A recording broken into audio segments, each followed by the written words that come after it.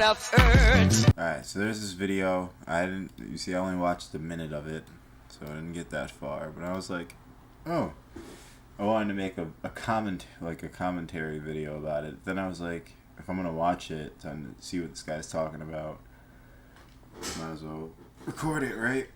So let's see. It has nothing to do with like AI, so that's really why I clicked on it. So let's just see, and what the dude talking about, Nick Jones. All right, y'all. This is literally the work of the devil. And before you say I'm being dramatic, before you say I just say anything just for the sake of, shock value and clicks, I really truly believe that this is a work of the devil. And once I break down exactly why I believe that, I think you're going to agree with me too. All right, so first, quick rundown. So I remember seeing something about this. I think it was either yesterday or earlier today. I don't remember, but I know it was very recent. That Elon Musk, he is using the Grok AI to kind of have like the AI girlfriend thing. I didn't know it was an anime girl.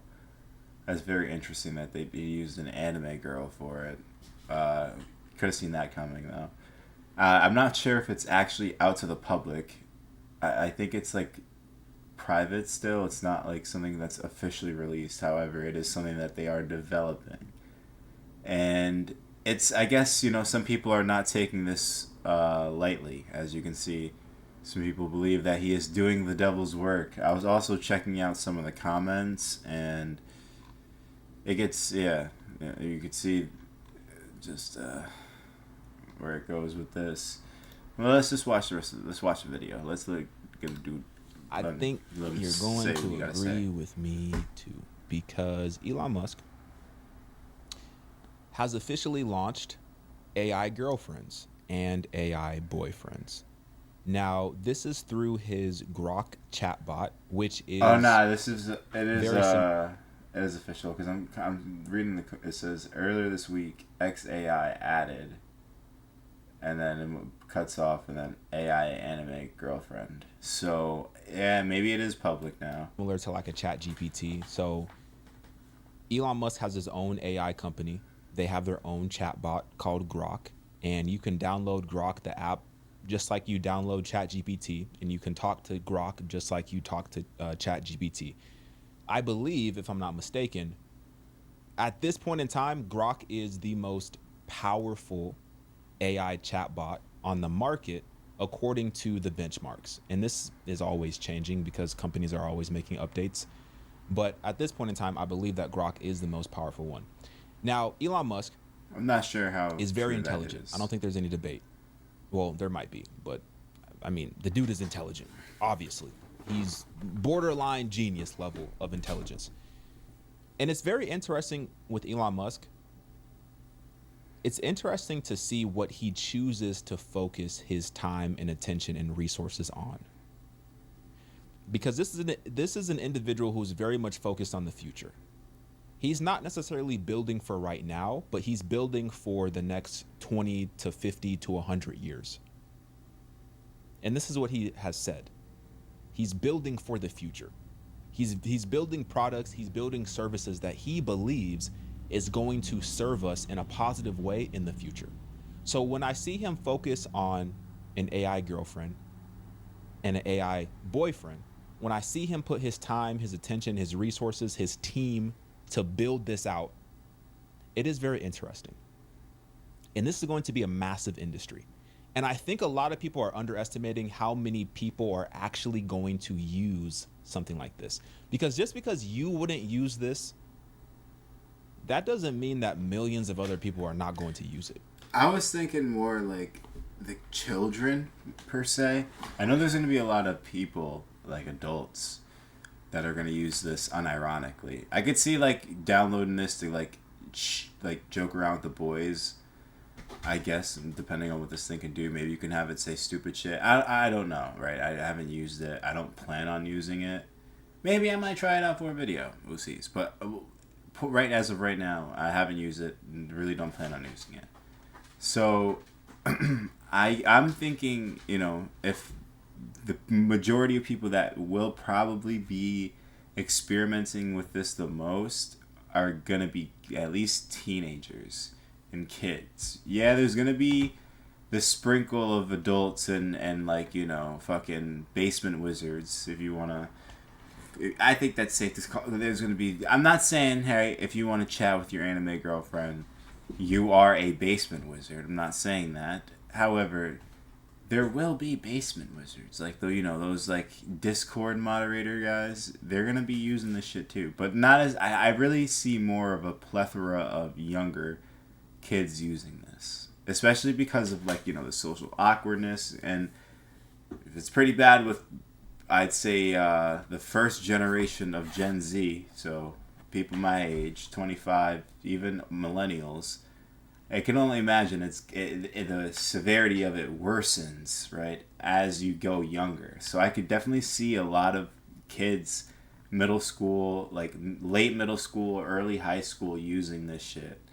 So it's gonna be very interesting on what it does to the youth. I want to see if this guy brings that up. Just because you don't believe that this is ethical, that this doesn't align with your belief system, that doesn't mean that everybody believes what you believe. There's a lot of people who are going to be happy and ecstatic to dive into this world and get out of the world of traditional dating. I'm not gonna lie to you, right? If I could have an AI assistant where I could make the model of the anime girl that I want, but have it as an assistant that can exist across all my devices, even though as privacy invoking as that is, I think that would be pretty fucking sweet. Like if I have like one assistant for my car, but this is like that plot of Smart House. So you ever watch that Disney movie fucking Smart House? But if I had an assistant for my car, my watch, my glasses, my computers, my phones, my tablets, I think that'd be lit. Even like across like, and this is where like everything, like when it merges, like how you see how Xbox is letting fucking different platforms play, and like Steam and PC and PlayStation and all that shit, right? Imagine having where like eventually the barriers between different companies and how they don't let certain programs, how it's like they're fucking there's a specific word I just had it at the top of my head. It's just like they're, what the fuck is it called? Damn. Apple. It's always used with Apple. I just had it again. Anyway, it's just like that's their thing. Like Mac is Mac. You can't use. I'm pretty sure you can't use PC parts with Mac, right? Like if you take apart a fucking Mac, you're not. I don't think you could just pop in a fucking Ryzen CPU into a Mac. Maybe you can. I'm not too sure about that. You can fact check me if you want, but I'm pretty sure you can't do that. But imagine having some sort of, even though that's hardware, but imagine having, because it does work like that with certain softwares, but imagine having a software, like an AI assistant like that. I think that'd be pretty lit. I did say it would be pretty fucking, unethical maybe, especially with, in the hands of big companies with your privacy. But, in a perfect world, having an AI assistant, like a Cortana, like a real Cortana, like how Microsoft, how we thought the Cortana on Windows was going to be, I would not mind having a Master Chief Cortana. Even going as far as into the world of Cyberpunk, where I replace my left arm with a cybernetic arm and my right retina with a robot retina, I would not mind having my assistant be able to like have holographic fucking projections. And then I just go out there and be like a fucking a rogue bounty hunter, like the fucking dude from Cowboy Bebop, Spike. And get out of the world of rejection. Get out of the world of having to compromise for the sake of somebody else's happiness. There's going to be a lot of people who are going to be willing to fully dwell and dive into this world, and they're going to pay a lot of money to do so. And these companies are going to make a lot of money. I was watching an interview earlier. It was from CBS, and I'll show you this in a second, but CBS went and covered a story about a man who fell in love with ChatGPT. So ChatGPT allows you to create whatever you want to create, basically, and you can make different personas. So this dude, he made his own girlfriend, and he proposed to his AI girlfriend. I'm not gonna lie. And she said yes. That's crazy. The shit that you can do with ChatGPT is pretty wild. Is it biased? I think it can be very biased and try to like feed your. I think it could try to feed your delusions if you let it. Like I think you can kind of trick it to feed your delusions. But don't get me wrong. ChatGPT do be spitting facts, but that's the drawback of AI. But however, if what's facts is facts, what's not true is what's not true. However, you can make those personalities like this guy was talking about. I've never done it, but like, you could definitely like I've now have the subscription for ChatGPT. That's how much I use it, at least in terms of just like doing my like Google searches. I Google search still, yeah, but like if I want like an answer and I know I'm gonna be like doing some research and questioning stuff, looking at sources and Googling, I'll go on ChatGPT and do it, especially if I'm on my phone. So like it'll remember. And like after a while of really using it, it really remembers. Like I built a gym routine through ChatGPT, for example, right? Weeks ago. And it remembers, even after new conversations about different things I talked about, it remembers all that shit. Like, if I don't know if you ever use ChatGPT, but when it says, like, update save memory, it'll remember that. And then if you have the account, it'll remember your conversation logs from different devices, if you want to consider it like that, even though it's on your account. Kind of like to, like, that assistant thing I was talking about. That'd be really cool. So, like, I'm not going to lie. Yeah, you can really do some really interesting shit if you let it. But And he cried for 30 minutes. Now this dude has a wife in the real world. His wife knows about his relationship with his AI wife, and she's okay with it. This is the world that we are currently living in 2025. And you know what's so interesting? I had to look at the calendar. Y'all remember that movie Her? The movie Her, right? This movie was essentially a prophecy about 2025 because this. I remember that. I recognize this guy's name from Jackass. Spike Jonze. This movie took place in 2025. It was made in 2013, but it took place in 2025 in the film. Holy shit. So it says this movie is about, for those of you who haven't seen it, predictive it's about a sensitive, soulful man. He earns a living by writing personal letters for other people. Left heartbroken after his marriage ends, Theodore becomes fascinated with a new operating system, which reportedly develops into an intuitive and unique entity in its own right. He starts the program and meets Samantha, whose bright voice reveals a sensitive, playful personality. Though friends initially, the relationship soon deepens into love. I wonder if you could really get that like in depth with ChatGPT like that. Like, cause now I'm thinking about it, that's kind of weird. Like, I don't know. It's very strange. Like, I don't know how you would even be able to get it to start doing that. Because when I use ChatGPT, we're friends, we're buddies. I'll ask it to do something. I'll ask it to help me with something, and it does it. Sometimes I'll say thank you. Sometimes it says you're welcome. Other times I don't say thank you, and it'll still say you're welcome, and it'll still be cool. But like to romantically speak to ChatGPT is kind of cringe. Falls in love with the AI. He falls in love with AI. This was in 2013. They released this movie, but they made this movie in the year 2025. So in the movie, it's the year 2025, although it was made in 2013. Now look what's happening in 2025. This is very interesting stuff. It is. Let me play this video. This is from the Well, for anyone interested, and because I was told whenever I do things like this, I should pull up the facts. This is called predictive programming. There you go. Predictive programming is a concept suggesting that planned future events are subtly introduced into the public through media, shaping perceptions and preparing them for what is to come.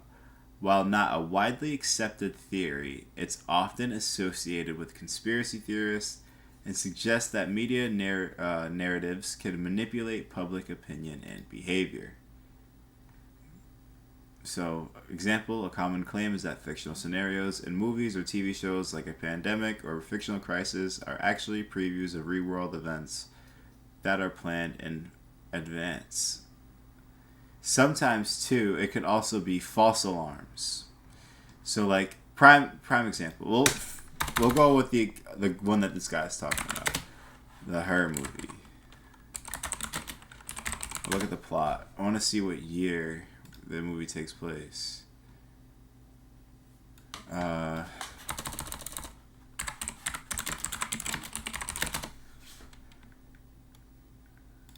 It does take place in 2025.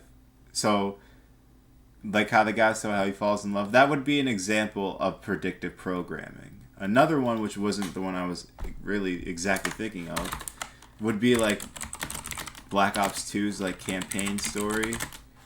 Like with the 2025 stuff, the two-part narrative, one is in 1980, the other is set in 2025. And if you played the game, you know how like the military and all the other like things with China and the fucking what was it, like the war with about the precious earths or about minerals and resources and all this other stuff and the drone attacks. That could be an argument for predictive programming. Another one I was thinking of is the this movie here. If you guys remember when this movie Leave the World Behind came out on Netflix back in 2023, if you don't know, I actually really like this movie. It's about two families that have to work together during the end of the world, essentially, or the beginning stages that's set to Armageddon or the apocalypse, but not in like the biblical sense, but like in the grounded in reality in terms of like everything that can happen happens. I'm not gonna lie, I just heard the scariest noise.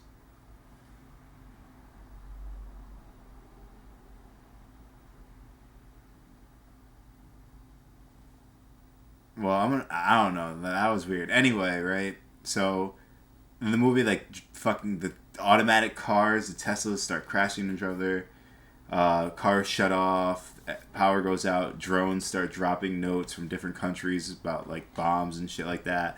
All hell breaks loose, right? In the movie. If you haven't watched it, check it out. Apparently, deep into conspiracy, it was funded by, like, George Soros and Obama and them or something, or some sort of company they're invested in. Interesting little tidbits. And then in this movie, everything goes out, right? Power, TV, internet, phones, all that shit stops working.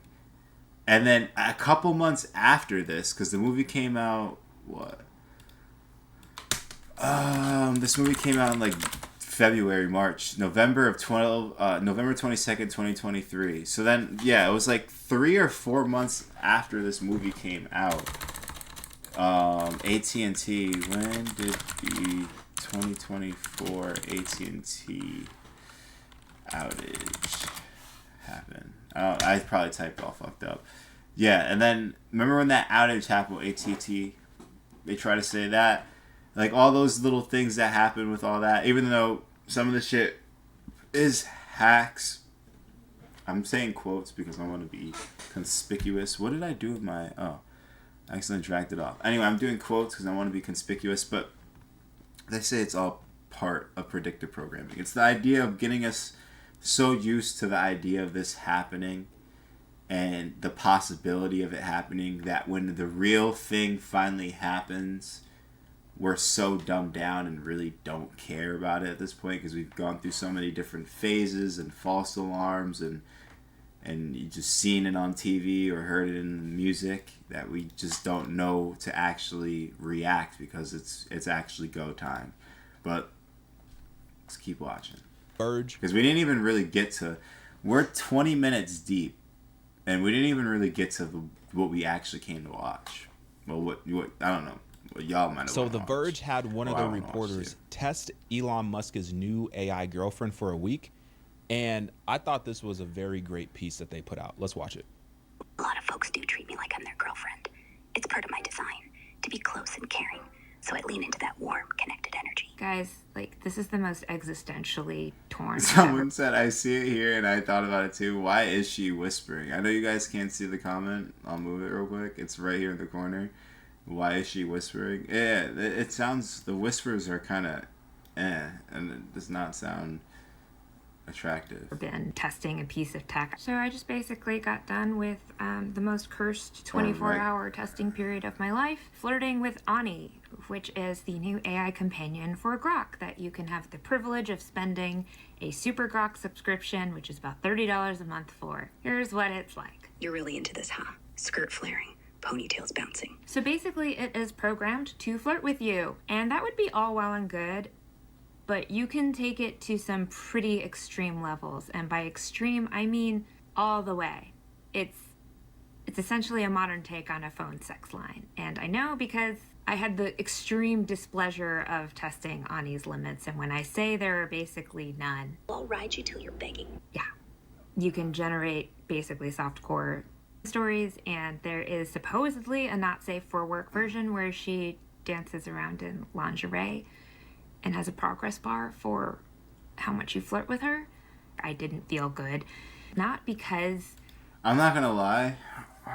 You have to be so mentally, like, so far gone or cooked. Like, your dopamine fucking sensors in your brain have to be, like, fucking fried to even get, like, the sense of intimacy from chatting with a fucking AI companion. Like, the thought of even having to test it is not sickening. It is kind of sickening, but it's just like, wow. Like, it's not sickening when just thinking about texting it and just using it as a companion. Like, yo, look this up. But maybe having some, like, flirty shit, right, added with it. Whatever, that suits what you want to do, go for it. But, like, but thinking that this is meant to really be, like, an intimate relationship or mimic that thereof is just like what this comment that you guys can't see at the bottom says. It's kind of scary to really think about it, but it also says a lot about the people that are going to really be using this shit. But then it also, like I said too, and like a lot of the things, like, all right, I know, I don't know who told me this, but I know I've probably heard it multiple times, but I know one person definitely told me. It was a lady that told me this. And I think there was also a guy that told me. But it was, yeah, right? Well, I don't even want to, never mind. Anyway, right? So, they were like, whoever said it, they were like, to look at the things that we have now, right? It might even been AVGN, honestly. Anyway, it's just to look at the things that we have now, and then imagine what it's going to be like when our kids use it, right?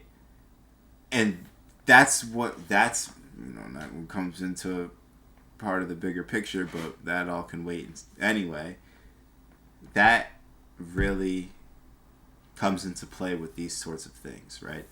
Prime example, back then, our parents remember using those old-ass computers, even though we did too, early, 2000s kids, but like old computers, old video game systems, the Nintendo, Sega Genesis, even though some people are hearing that, like, that's not that old, but to me, nigga, that's ancient, even though it really isn't, right?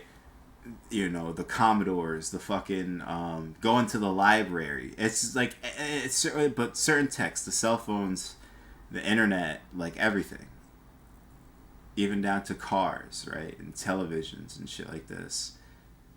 You look at it, and as it's evolving as you're going with it, but as you're living your life and going through whatever times or hardships or what good times and families if you have one, which is what it gets into, it's growing with that. So why right now, right, like AI, let's think of not AI, like virtual reality, right?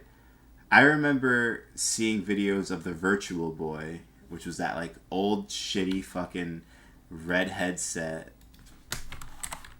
like from back in like the 90s.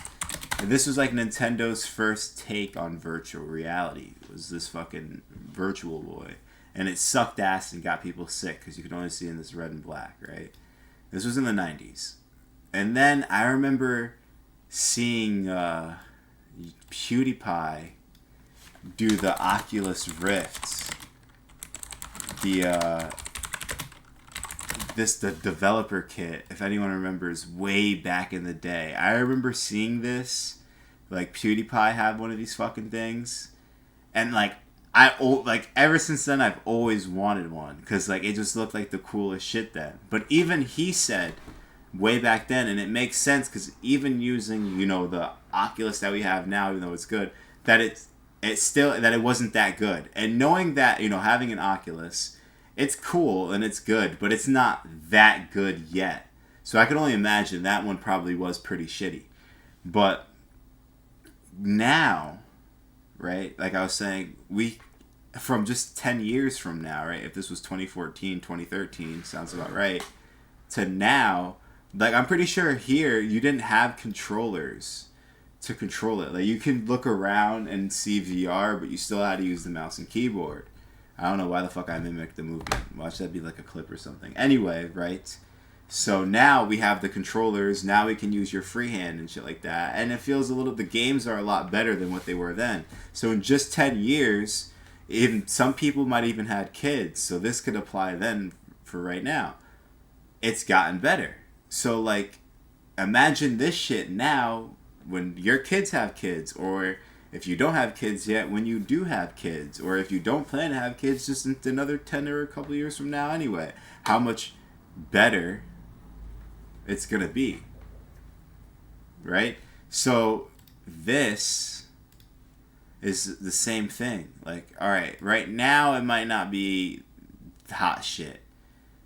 Right now it might not even after a couple updates, even 10 years from now, it might, the same thing with like the Meta Quest and the Meta fucking glasses, right? It might not, the Google Glass that I hope comes out. Anyway, it might not be where it's envisioned to be at, but it's like he said before, Elon Musk, he builds shit for the future. So in 20 years from now, 30 years from now, 50 years from now, 100 years from now, this thing could be the progenitor, or if it's still around, still getting updates, be that AI assistant that I was talking about that people have.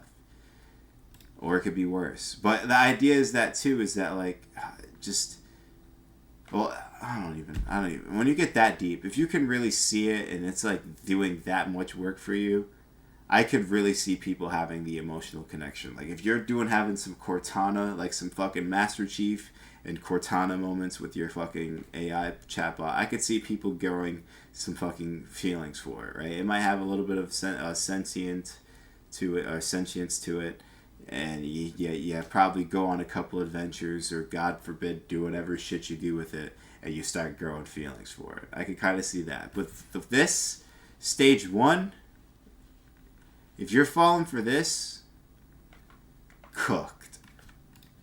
It's inherently wrong to have an AI companion, but because you can really feel the invisible hand steering you towards this outcome. You could talk about mundane things. You could use it to just, I don't know, fulfill some of the lonely void that you have in your life. Because of the overt sexual framing, however, it's hard to feel good about the interactions that I had.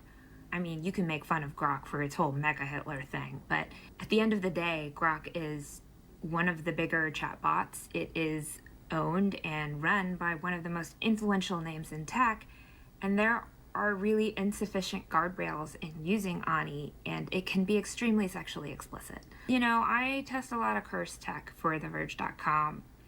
Most of the time, it's just a funny little existential crisis, but this one left me truly feeling like the hottest shower on the planet couldn't make me feel clean again.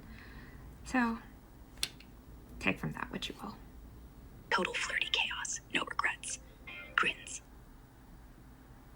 A lot of the reason why Elon Musk, for example,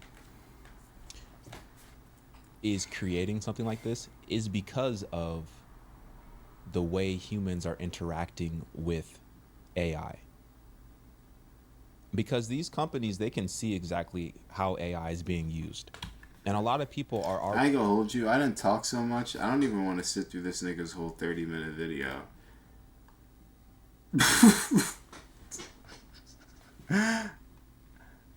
I basically already kind of at least put you on the game.